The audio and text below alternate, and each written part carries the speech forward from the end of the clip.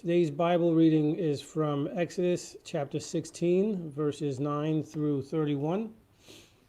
Then Moses said to Aaron, "Say to the whole congregation of the people of Israel, 'Come near before the Lord, for he has heard your grumbling.'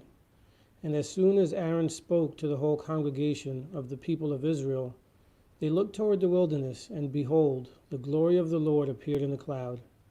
And the Lord said to Moses, 'I have heard the grumbling of the people of Israel. Say to them, at twilight you shall eat meat, and in the morning you shall be filled with bread. Then you shall know that I am the Lord your God.' In the evening quail came up and covered the camp, and in the morning dew lay around the camp. And when the dew had gone up, there was on the face of the wilderness a fine, flake-like thing, fine as frost on the ground.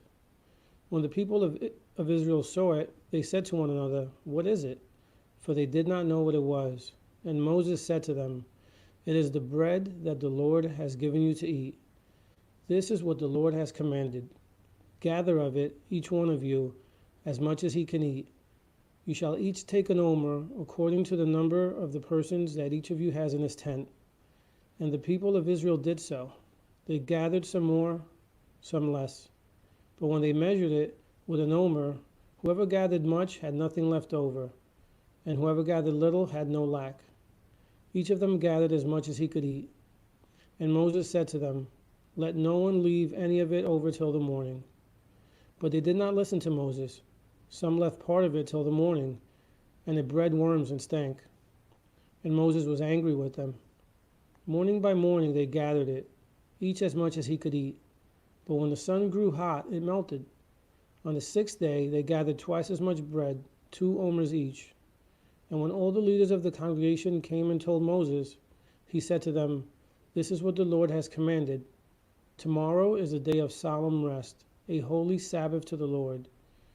Bake what you will bake and boil what you will boil, and all that is left over lay aside to be kept till the morning.' So they laid it aside till the morning, as Moses commanded them. And it did not stink, and there were no worms in it. Moses said, 'Eat it today, for today is a Sabbath to the Lord. Today you will not find it in the field. 6 days you shall gather it, but on the seventh day, which is a Sabbath, there will be none.' On the seventh day some of the people went out to gather, but they found none. And the Lord said to Moses, 'How long will you refuse to keep my commandments and my laws? See, the Lord has given you the Sabbath. Therefore, on the sixth day, he gives you bread for 2 days. Remain, each of you in his place. Let no one go out of his place on the seventh day.' So the people rested on the Sabbath day. Now the house of Israel had called its name manna. It was like coriander seed, white, and the taste of it was like wafers made with honey."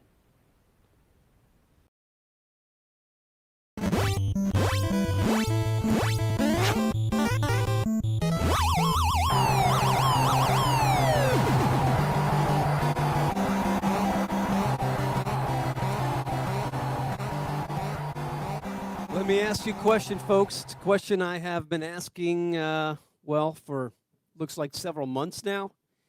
Here it is. How many of us feel like that guy? Today we are continuing in our series. We're going to be finishing it up in the next couple of weeks. A series called Blindsided, When Life Hits Hard. This has been a season where many of us feel like we have been blindsided. Out of nowhere, we find ourselves reeling, struggling in life. Just 2 months ago, things were totally different, and here we are in a very different circumstances. Here we find ourselves facing all kinds of different challenges, facing the challenge of the virus. There's the fear of getting sick. There's friends and loved ones who have gotten sick, and maybe even for you, someone very close to you has passed away because of this virus. And so we have the ongoing concern about the virus. Then there's the economic challenges that we're facing and the struggle to try to balance these two. And we look at the future, and it looks grim. It doesn't look good, and we're just in this really difficult season. And so we're just looking at this question, what do we do when we are finding ourselves in such a difficult place? And what we've discovered time and time again, week after week as we've been looking at the scriptures is, the first thing is that we shouldn't be surprised by this. Don't be surprised when life hits hard. What we've been doing, we've been looking at different passages in the Bible, and what's interesting is in each one of those passages, there's a different historical context, the people of God at different times throughout our history. But the common theme, and as varying as the different circumstances are that we have been looking at, is that they've been in hard times. It seems like that's not uncommon for the people of God to be going through hard times. So we shouldn't be surprised by that. We find it again as we look at this passage, the passage that Ray just read. This is the passage of Israel in the wilderness. And this is a situation where they have been in tough times. Let me read from you. This actually is from verse 3. This is from earlier on in the passage. And here's what it says. The people of Israel, the people of Israel said to them, and this is them talking to Aaron and Moses, would that we had died by the hand of the Lord in the land of Egypt, when we sat by the meat pots and ate bread to the full. For you have brought us out into this wilderness to kill this whole assembly with hunger. Right, what's going on here? Well, the Israelites have just been delivered from slavery in Egypt. They were in Egypt for 400 years. They were under the harsh rule of the Pharaoh, and God miraculously, through Moses, delivers them from slavery in Egypt. And then he brings them out into the wilderness, and now here they are in the wilderness. They've been there for about a month or so. And here's the thing: they're starting to wonder if the solution was worse than the problem. They're starting to wonder if this deliverance that came to fix the problem is in some respects worse. And the reality is there are many of us that feel a similar way. Some of us, right, with this quarantine has come along, and this quarantine has come to deliver us from the threat of the virus, but then some of us starting to wonder, well, is the deliverance worse than the problem, right? And we, like the Israelites, we saw in that verse I just read, they long to go back, right? They long to go back to their the pre-wilderness days. They're looking back at what it was like in Egypt, and they're longing for that. And I think many of us, we look back and we long for our pre-quarantine days, don't we? We look back just a couple months ago, and boy, I mean, wasn't it great when you could go grocery shopping and then not have to come home and immediately take a shower? Wasn't it amazing? Wasn't it wonderful when business was booming, when you had all kinds of customers in your stores and clienteles? And I mean, wasn't that, you looked back to that season and boy, that was great. I mean, wasn't it unbelievable when you could get your hair cut? I know people are wondering, am I ever going to get it cut? I don't know. I don't know what's going to happen here, right? Remember those days when you could go to the barber? Remember those days when you could go to work, and let me show you a picture. You go to work, and you didn't have to go to work dressed like this. So you pull it up. Yeah, that's right. That's our very own Pat Patterson at Valley Hospital dressing up, going to work. I think we should just give one more time a big hand to all of our emergency workers for what they're doing, the risks that they're taking. We are so incredibly grateful for you. But remember what it was like when we didn't have to do that. Remember those pre-quarantine days. And we see this is exactly what the Israelites were doing. They were in tough times. Life had hit them hard. And so the question is, as we look at our own situation and we look at the situation the Israelites were in, what can we learn from them? What can we learn from this story about how to respond when life hits hard? And I'm going to put it very simply. I think what we discover in this passage, the central theme is simply this. In hard times, take it a day at a time. We've just got to take it a day at a time. You know, actually what happens in this passage is that their circumstances and the circumstances that God has brought them into sort of forces them to take it a day at a time. They don't really have a choice. They kind of have to take it a day at a time. Now, what does it look like to take things a day at a time? I'm just going to bring up basically three things this morning. What does it look like to take life a day at a time in the midst of these hardships? First of all, don't dwell on the past or worry about the future. What does it mean to take a day at a time? Don't dwell on the past or worry about the future. So first of all, don't dwell on the past. Don't live in the past, right? Why shouldn't you live in the past? Well, because you can't live in the past, right? Unless you've got a flux capacitor and you can go back in time. If you are living in the past, you are not living in reality, and you need to wake up and live in reality. Don't live in the past because you can't live in the past. You know, and in some respects, I think we have to sort of embrace this possibility that there may not be any real going back. Like we want to go back, right? We want to go back to the way things were before this coronavirus came. And we just need to kind of settle in for the possibility that it might be a while. I mean, even after things open up, it could be a while before things get back to normal. And it's possible that normal, as we remember it, in many ways, is not going to come back. There may be some permanent changes in terms of the way our society operates, or at least changes that are going to take a long time to change. So we cannot be thinking about going back to normal. You know, honestly, what is normal anyways?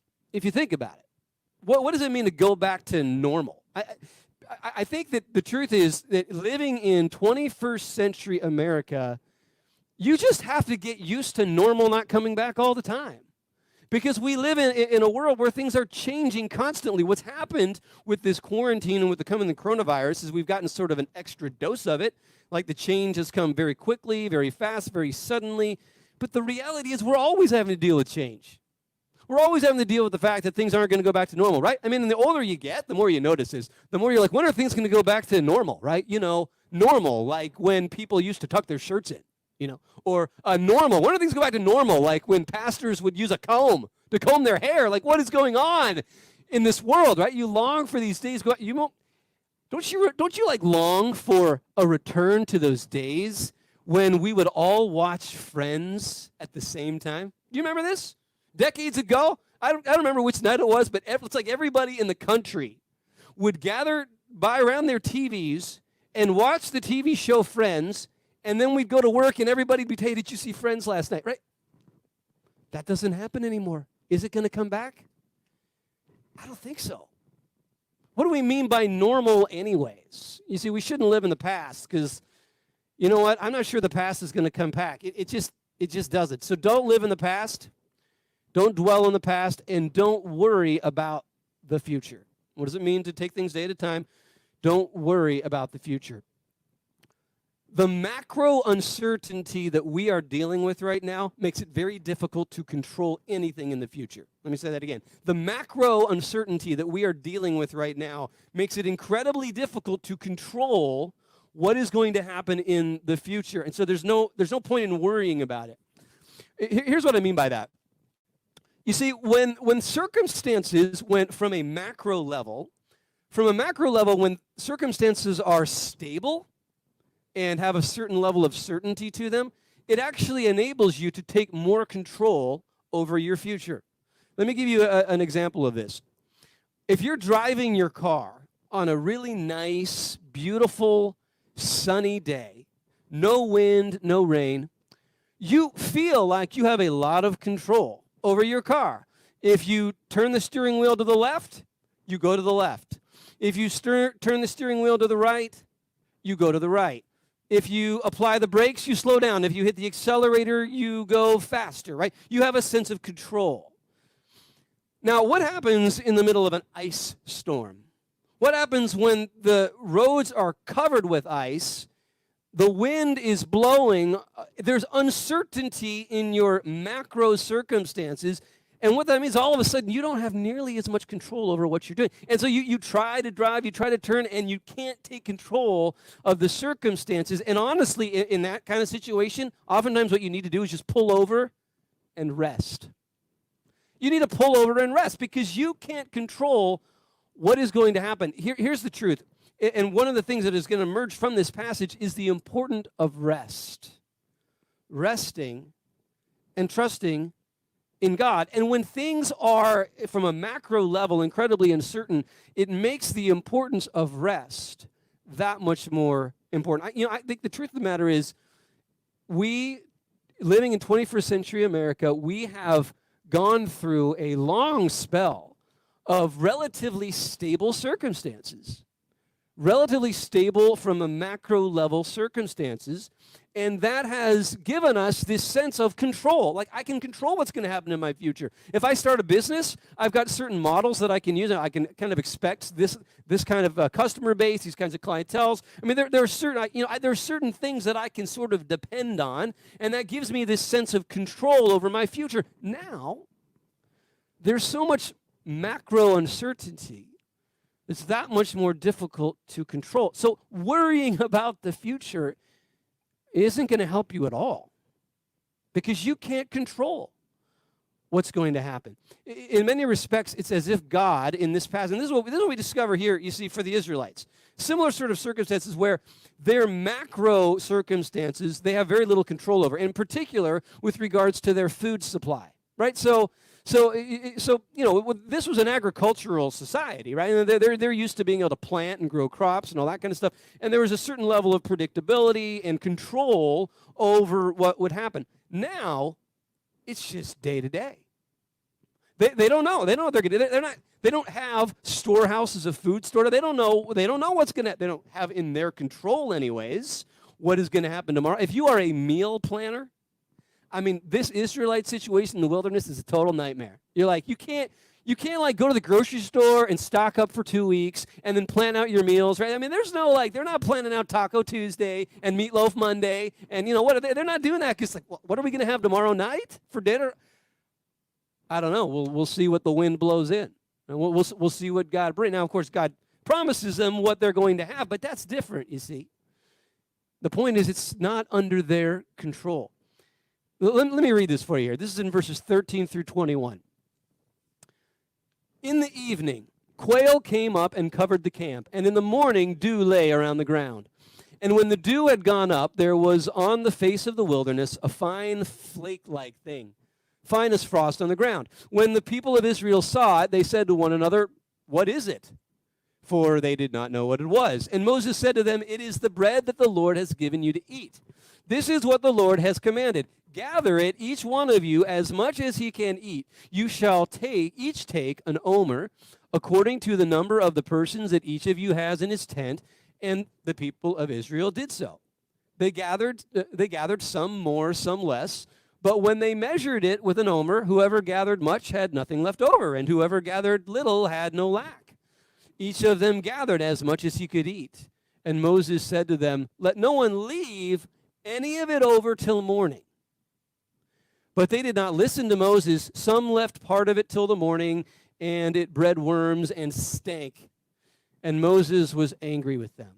Morning by morning they gathered it, each as much as he could eat. But when the sun grew hot, it melted. So we see what's going on here, right? God intentionally is providing this food for them in a way where they can't take control of it. They can't take control of tomorrow. They have to just focus on today. Listen, here's the reality. I think that for some of us, here's just the truth. You're finding yourself in this situation where you feel like you've just got to work extra hard. You've got to work. And last week, I talked about the importance of taking action. We do need to take action. But here's one of the things you need to remember here. And that is that your prosperity, when you look at the prosperity puzzle, as I call it, what are the key pieces to the prosperity puzzle, being prosperous? And here what I would say, your hard work is not the most important piece of the prosperity puzzle. It's important. For you to prosper, you need to work hard. That's important. But it is not the most important piece of the prosperity puzzle. The most important piece of the prosperity puzzle is God's provision. There are a lot of people in our world who work incredibly hard and never prosper. Because it's not just about your hard work. It's primarily about God's provision. And because we've had such stable macro circumstances for some time, we've come to think it really is about us. And so here we are in these circumstances. So some of us, we just work. And here's the reality. You're like a sailor out in your boat, and the winds are blowing in the opposite direction, and you are paddling, and you don't stop paddling, and you're not getting anywhere. And here's just the truth. You need to wait for the winds to change. You need to rest.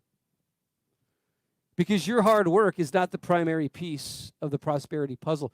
God is teaching them how to rest and to show them that their prosperity comes from him. Here's a silly example of how I learned this in my own life. It's kind of a silly one in the grand scheme of things. It was when I was in graduate school. And I remember I took 2 classes from this Old Testament professor, this world-renowned professor. He worked on the translation committee for the New International Version, like the most popular Bible version. I had all these commentaries out, and I took these 2 identical classes from him. They were basically identical, same format, same structure, just dealing with different parts of the Old Testament. And in the first class, oh my gosh, on my final paper, I worked so hard. I put in so many hours into this thing. My final paper was like 44 pages long in the end. And he said, there's no limit. He said, we want you to, to go all out into this passage. 44 pages, I wrote this thing, and I got a B. I was like, I got a B. And he actually even said, he's like, actually, Kevin, that was too much. You put too much into that. So then the next time I took the class from him, and I had to do a paper at the end, I still worked hard, but you know what? I realized, look, there comes a point when this isn't going to make a difference. So I didn't put in as much, and this paper ended up being like 23 pages long. I got an A. And honestly, it was a better paper. You know why? I don't know why it was a better paper. Just for some reason, by God's grace, God helped me to have a greater amount of clarity with that passage as I was working on it. It was God's provision. And it was a lesson to me. Sometimes you just have to rest and trust in God.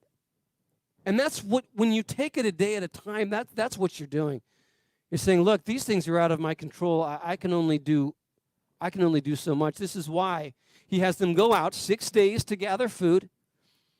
And then on the 7th, he's like, no, don't go out. Just the food that you gathered the 6th day, that will provide for you. Don't go out on the 7th because you're not going to get anything from it. You're not going to prosper. And some of them, because they couldn't handle that. They couldn't handle this idea of really relinquishing control to God. They went out on the 7th day and they didn't get anywhere. Some of us have to learn the importance of rest, that the primary piece in your prosperity puzzle is not your hard work. As important as that is, the primary piece is God's provision. So what we're talking about here is you can't control the future.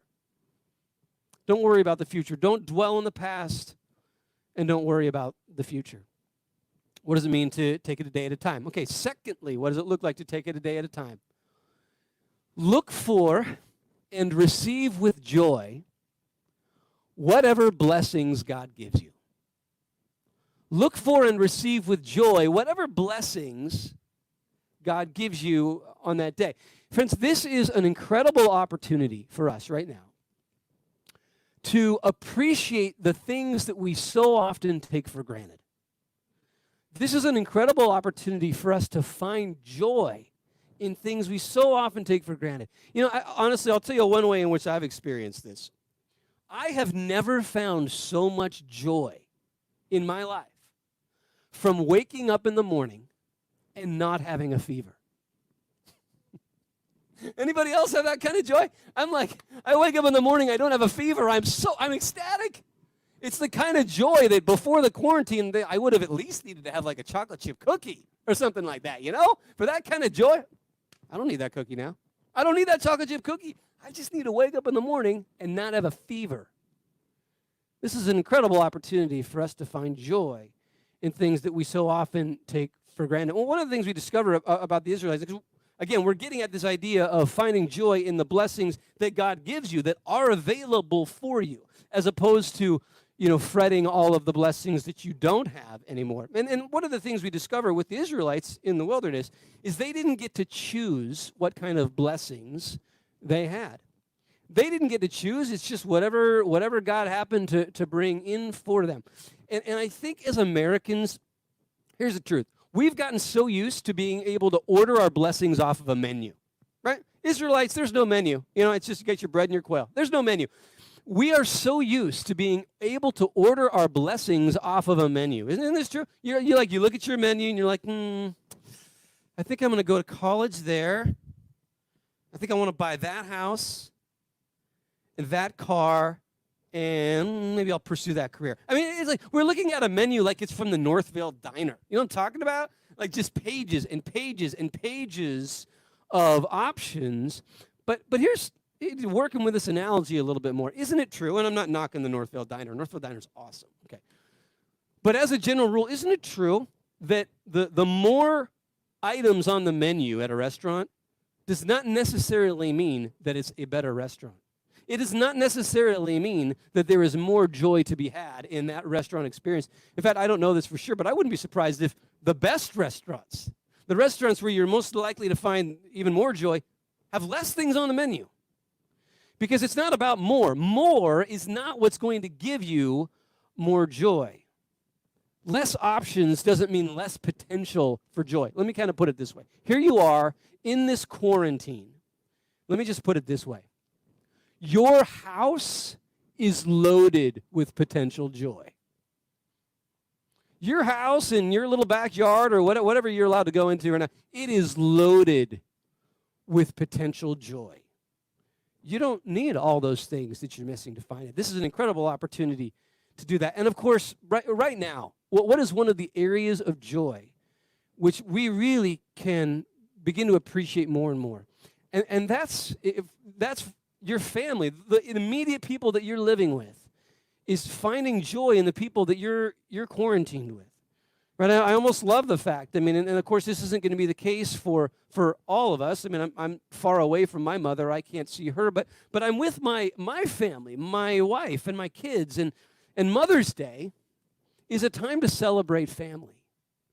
And so, what a wonderful opportunity we have. Here we are in quarantine on Mother's Day. There's almost something poetic about it, right? It's not Labor Day. We're not celebrating work. We're celebrating family. This is an incredible opportunity for you to find joy in what you have. There will be other opportunities down the road for you to find joy in your career. There will be opportunities for you to find joy in the financial prosperity that you're able to accumulate because of your job and whatnot. There will be time for that. Right now is an incredible opportunity to appreciate the joy of those everyday moments with your family. You know, at the end of this service, I'm going to sing a song that I wrote about 3 or 4 years ago. And it's a song that I wrote precisely about just one of those moments, one of those everyday moments with my family when I realized I had all the joy that I needed. Friends, what do we do in the midst of this quarantine? How do we deal with life hitting hard? What does it mean to take it a day at a time? It means look for and receive with joy whatever blessings God gives you this day. Thirdly, what does it mean to take it a day at a time? Third and finally, it means that the daily blessings that we have, the way we can receive those, the way we can take those blessings a day at a time is by seeing that these daily blessings point to something bigger. These daily blessings point to something bigger than themselves. And we find this here in verse 31. It says, now the house of Israel called its name manna. Okay, they're talking about the bread. I probably could have given you more context. They're talking about the bread that God provided for them. Now the house of Israel called its name manna. It was like coriander seed, white, and the taste of it was like wafers made with honey. All right, well, right there, that's nice. Sounds like whatever this was tasted pretty good. Tasted like honey. But there's something interesting about the fact that it tasted like honey, something significant that no doubt the Israelites would not have missed. And we discover what this is. If we go earlier on in the book of Exodus, we discover back when they are in slavery, and listen to this, it's from chapter 3, beginning in verse 7. They cry out to God, and this is how God responds. It says, then the Lord said, I have seen the affliction of my people who are in Egypt, and have heard their cry because of their taskmasters. I know their sufferings, and I have come down to deliver them out of the hand of the Egyptians, and to bring them up out of that land to a good and broad land, a land flowing with milk and honey. And that phrase, a land flowing with milk and honey, that became sort of the quintessential phrase of describing the promised land, the land of Israel, this land that God was going to give them. It was the land flowing with milk and honey. And so we see that the bread that God provided for them in the wilderness that tasted like honey, it was a symbol. It pointed to something greater in the future. Friends, our everyday blessings, they are here to point us to something even bigger. The Israelites were delivered from Egypt and ultimately were led into Israel, the promised land. For us, the very heart of the gospel is that in the person of Jesus Christ, God himself has conquered sin and sickness and death. That's the Christian faith. That's the gospel. And so the heart of it is that he has delivered us from this and promises us eternal blessing. And so the blessings that we experience now, the time with our family, the food that we have, the beauty of the sun on a nice day, even in your backyard, whatever it is, it's ultimately pointing to something even greater. There's a story, and I've shared this before, a great story, a short story by J.R.R. Tolkien called Leaf by Niggle. And it's the story of this man who he's an artist, and he draws a painting of a tree. And he goes into exceptional detail, and it draws the branches and the individual leaves, and of course he's always getting distracted because he has chores to do, and always having to, and it never finishes it. And then he goes away on a trip, and it proves to be a trip that he never comes back from. And at one point, at the end of this trip, he's walking through a forest. And all of a sudden, he sees the tree that he had been drawing. But it's the real tree. It's this dream. It's this vision that he had, this artistic piece that he'd been working on and never completed. And it's been fully realized and set in the backdrop of this amazing forest. And of course, J.R.R. Tolkien is telling this story as an allegory for the Christian life. And that is that everything that we do, all of the little blessings that we have right now, are actually just a foretaste of the eternity that is to come. Here's the problem. We don't live like that, do we? We don't take it that way.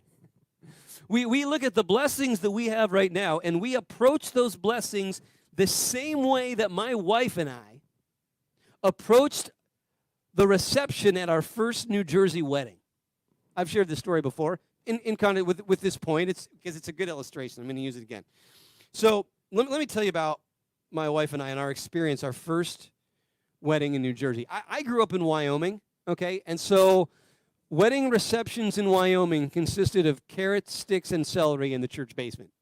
Okay, that was a wedding reception in Wyoming. Maybe some fruit punch, okay?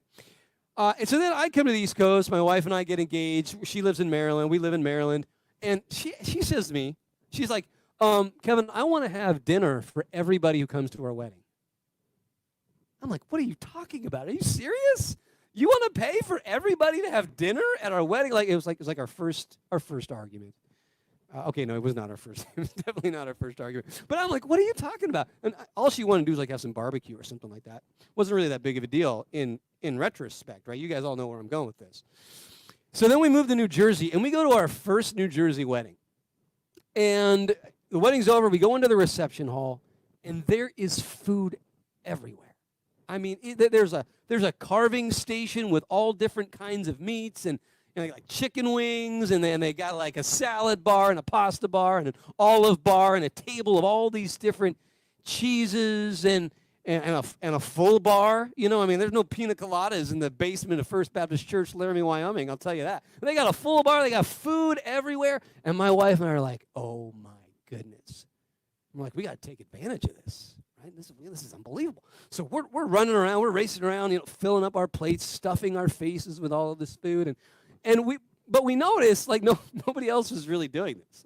I mean, they'd go up, maybe get a slice of meat, maybe get some salad, but they weren't racing around. And we're just like, what's wrong with these people? You've got to take advantage of this. This is going to be over soon. They knew something we didn't know, because then all of a sudden the host comes out and these doors open up. One of the walls opens up. These doors open up. And the host says, everybody, please make your way into the dining table. Dinner is served. All of a sudden, we realized this whole experience was just cocktail hour. Friends, our lives here, now, it's just cocktail hour. The feast is to come. This is just a foretaste of what is to come. You don't have to race around trying to get everything on your plate. Just take the blessings in front of you and allow them to point you to what is to come. Friends, when life hits hard, how do we respond? Just take it a day at a time. Don't live in the past. Don't wear yourself out trying to control the future. Look for and receive with joy the blessings that God gives you every day. And finally, recognize how these point to something even greater coming. I think what we're really talking about, two things. What makes it possible for us to live this way, to embrace these perspectives that I've given you? I'd say it really comes down to this. It's appreciation of what God has already given you, and it's faith in what he will give you. Appreciation and trust. Friends, my prayer is that in this season, this challenging season in quarantine, we will cultivate a greater appreciation for what God has given us and a deeper faith for what is to come. Will you pray with me?